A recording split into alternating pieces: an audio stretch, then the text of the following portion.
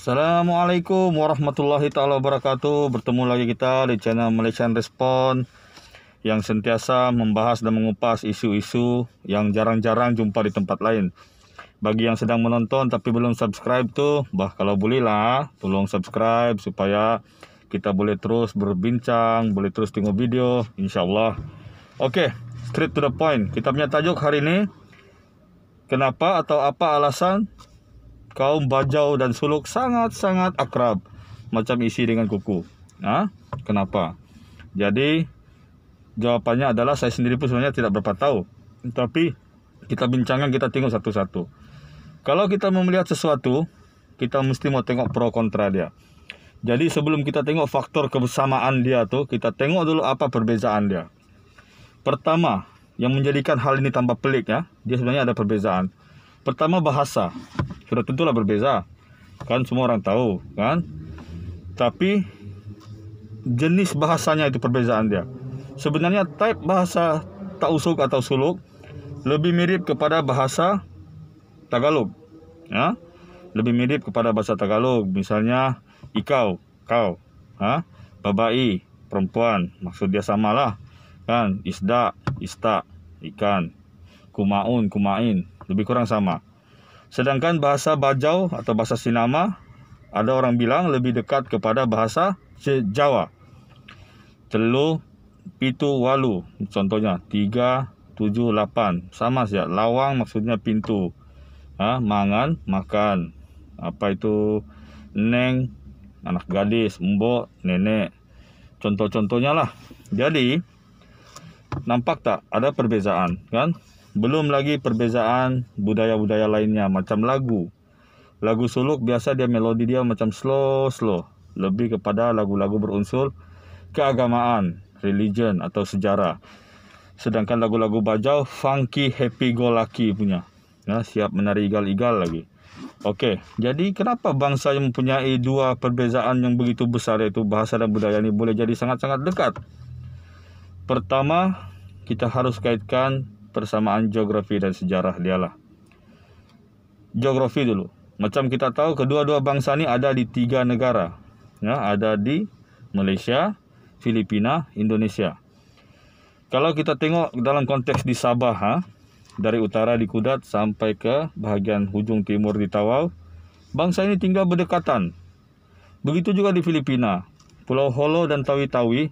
Pulau Holo milik orang Sulu, Tawi-Tawi adalah lebih kepada Bajau, berdekatan. Okey. Lepas itu Pulau Sanggihi di Indonesia adalah Sulu, Pulau Talaut adalah Bajau. Jadi kenapa diorang tinggal berdekatan? Salah satunya adalah kerana mereka sama-sama berjuang menentang penjajah. Ini sebagai satu strategi pertahanan lah orang cakap. Karena di antara banyak-banyak bangsa di Kepulauan Borneo, saya bukan mempertikaikan kaum-kaum lainnya, kita dulu pun sama-sama berjuang menentang penjajahan British.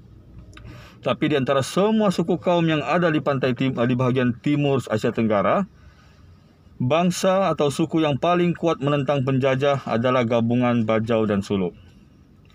Di Malaysia, di Sabah, perjuangan Datuk Paduka Mat Salleh, seperti kita sedia maklum, kebanyakan pengikut-pengikut beliau adalah dari etnik Bajau Suluk. Dari etnik Bajau Suluk. Di Filipina, perjuangan Kesultanan Sulu menentang Spanyol. Di Filipina sebenarnya tidak ada satu gerakan ketenteraan yang besar menentang penjajah Spanyol dari suku-suku di utara yang lebih besar.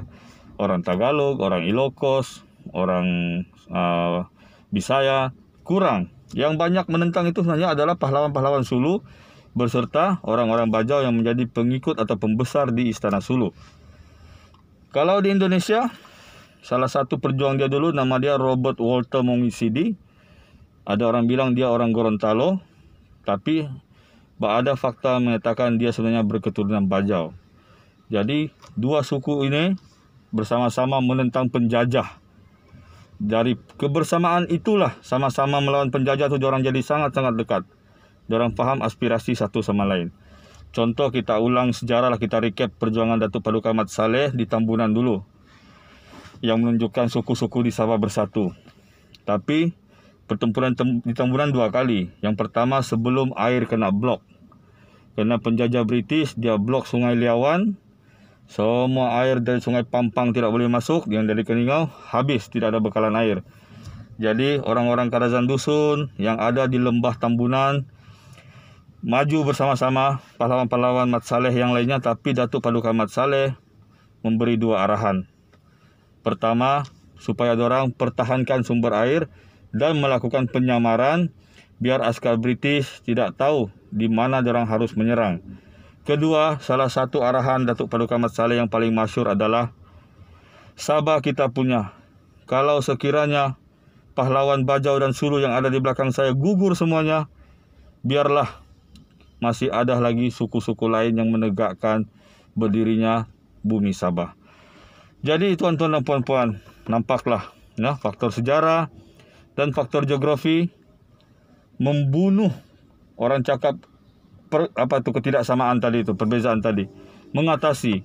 Belum lagi zaman modern sekarang, kedua-dua suku ini sudah banyak berkawin campur, kan? Yalah namanya tinggal dekat-dekat.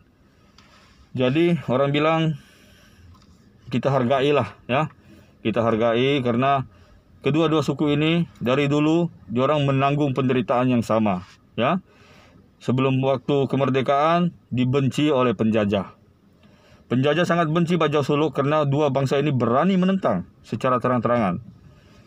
Dan selepas era penjajahan di bumi Sabah, kedua-dua bangsa menanggung cemuhan. Cemuhan apa itu? Dianggap sebagai PTI PTI Indonesia pula. PTI itu Indonesia, PTI parti. Kita dianggap sebagai parti karena British memang tidak suka kita dari dulu. Jadi bila Suruhanjaya Kobold masuk bikin pengiraan, dia exclude itu Bajau Suluk. Jadilah kita sekarang, kan? Nah, jadi mangatai manghudku. Mangatai usog kita niyo sibuk rah. Minsan lang ta duga ing singan. Sibuk rah kita niyo magtay manghud. Kaambanan danakanku pelanggunganku bangsa Bajau sama. Magbida kita makaasok maon sinja maka mabahasa. Sogo magtibuok kita. Makahati na kita kinabansihan kita badan suku-suku tertentu pasagaran tanah na pagpipitalan ni Tuhan. Murah-murahan keakraban ta maka danakan ta minsuk muran kita kakosogan. Amin. Allahumma amin.